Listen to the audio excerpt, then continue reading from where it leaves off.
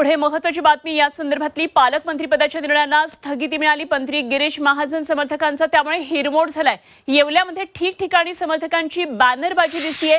गिरीश महाजनांचे समर्थक सध्या नाराज झाल्याची चर्चा दिसतेय। नाशिकमधून ही महत्त्वाची बातमी येते आहे।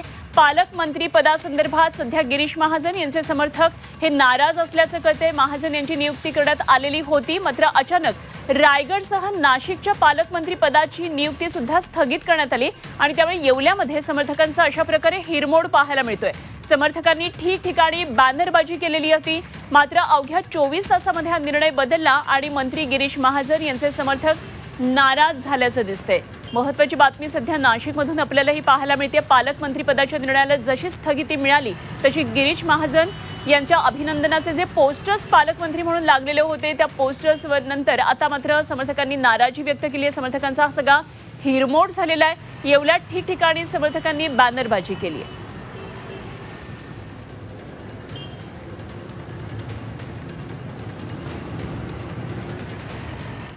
आणि आता जाऊया पुढे महत्त्वाच्या बातमीकडे आणि ही बातमी आहे आरोपी वाल्मिक कराड संदर्भातली। वाल्मिक कराडच्या खंडणी प्रकरणातल्या जामीन अर्जावर आज सुनावणी होणार आहे, त्यामुळे केज न्यायालयामध्ये होणाऱ्या या सुनावणीकडे सर्वांचं लक्ष असणार आहे। महत्त्वाच्या घडामोडी आज या संदर्भातल्या न्यायालयात घडतील।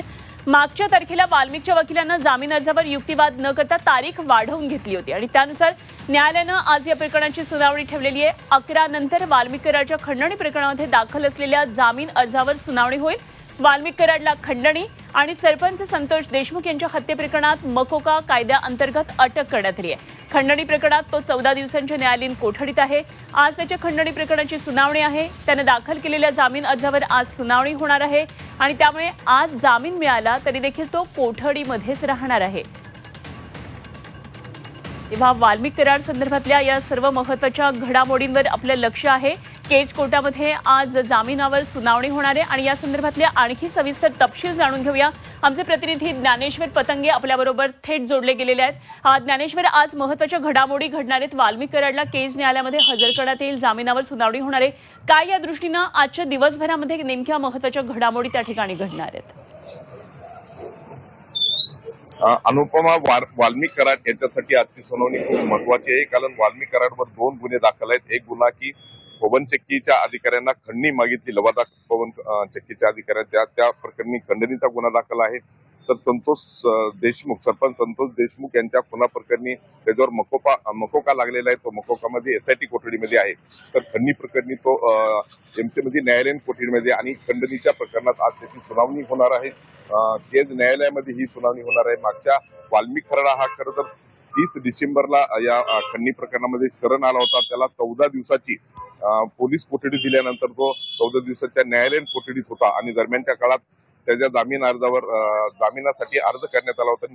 त्याची आज सुनावणी आहे। मागच्या 3 दिवसापूर्वी देखील त्याची सुनावणी होती, मात्र त्याच्या वकिलांनी ही तारीख वाढवून घेतली आणि त्यावर आज सुनावणी आहे। आज या त्याच्या जामिनाला खरं तर SIT आणि CID कडून विरोध करीन अशी आपल्याकडे माहिती आहे, कारण वाल्मिक कराडनं जी खंडणी त्या कंपनीला मागितली त्याच्यामधले तपशील आणखी त्यांना तपासायचे आहेत असं त्या अधिकाऱ्यांचं म्हणणं आहे।